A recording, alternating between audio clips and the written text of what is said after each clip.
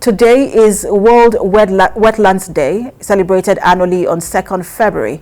It is aimed at raising global awareness about the vital role of wetlands for people and planet.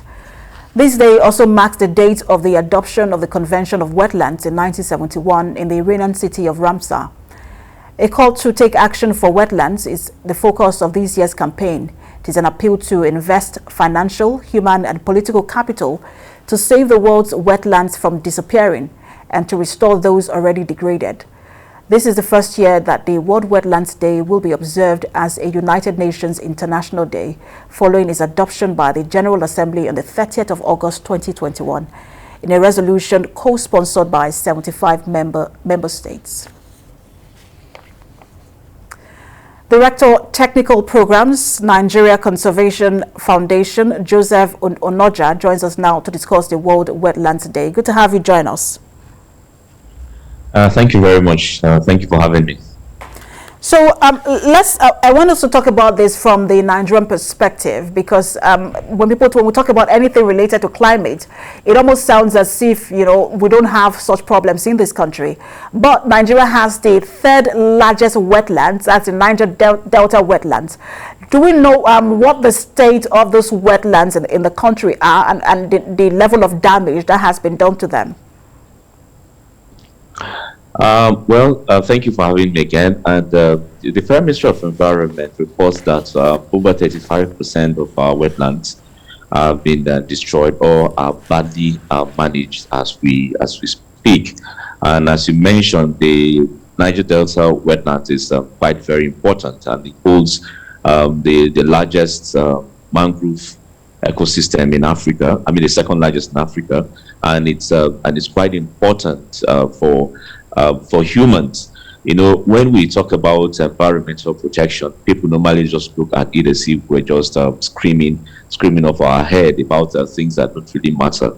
But it does matter because it's quite very important. That is why there's a need for us to be able to see what we can do to take actions that will ensure that our wetlands are properly managed as they should be managed. But to answer your question directly, our wetlands, about 35% of them have been destroyed. Just so that we're not speaking over people's heads, talk to us about these wetlands and how important they are. And for those people who do not understand what wetlands are, also explain to us what wetlands are and then how important they are.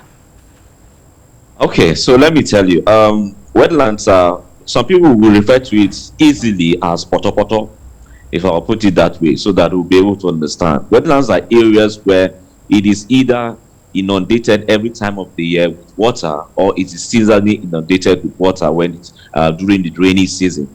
So anywhere you find, as if it's a wasteland, there's just a lot of water around, where people normally see it as a way they want to go and sand field and build estates or do other recreational or do other activities, what we refer to as wetlands. And usually people have this mindset that these are just wastelands, so they normally use them, abuse them. As I said, sometimes people normally go there and sand fill them and turn them into other use. But wetlands are very, very important for us. In Lagos, where we are, it is very easy for us to see wetlands around us because of the lagoons that we have around us, that we see a lot of communities that are around these areas, and you find water in different places, especially during the rains. But even as it is now, in an area like the Lekki Peninsula, used to be a huge wetlands until it was sandfilled and turned to the concrete jungle that we have today. So people who know what Lekki used to be, Lekki Peninsula used to be, is actually field of wetlands. So the other areas that are not sandfilled in the Lekki Peninsula are a typical example of what we call a wetland. And perhaps that's why we continue to see the level of flooding in that area, because now water used to store there. There is nowhere for water to store. So basically what used to protect erosion is now, because we have sand-filled it, it is not the cause of erosion. I know that there is a Paris Agreement on the preservation of wetlands, but I don't know how far we have gone with that as a country. Can you talk to us about that and what more can be done to protect our wetlands? Okay, thank you very much. Yeah, you just hit the nail on the head about the fact that when anytime there's so much rain, that there's flooding in these areas you just mentioned, and that's because of the erroneous mentality that we have. That when we sand fill the place, we normally think that we are absorbing the water. What we have done is we are only actually displacing the water, and water never forgets its level. So that when it comes, it now comes back. But this time around, when it comes back into people's homes because those areas have been sand-filled, and that's where we try to call on people. See, we are not averse to development, but when we do development, it should be systematic, it should be planned, because these wetlands have very vital role that they play. In fact, one of the major roles that they play is flood prevention. Because when you have so much water, it collects this water and releases it gradually. But when you don't have the place where this water will be collected, then you have a problem, and this water will now find itself in people's homes. Take, for instance, the Lekki Conservation Center, as we have, all around us have been sand-filled. So we receive a lot of water during the rains. Imagine that we don't have this facility that is able to collect this amount of water that comes all the way from Agugi. You can imagine if we unleash the volume of water that we have here into the neighboring community, it will be so bad that people will not be able to live here.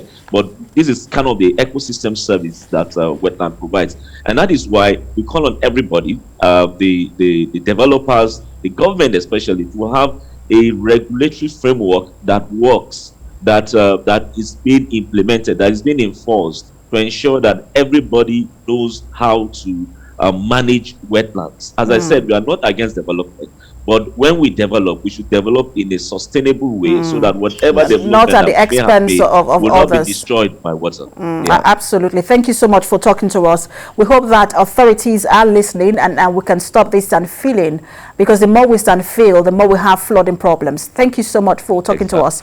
Director Technical Programs, Nigerian Conservation Foundation, Joseph Onoja.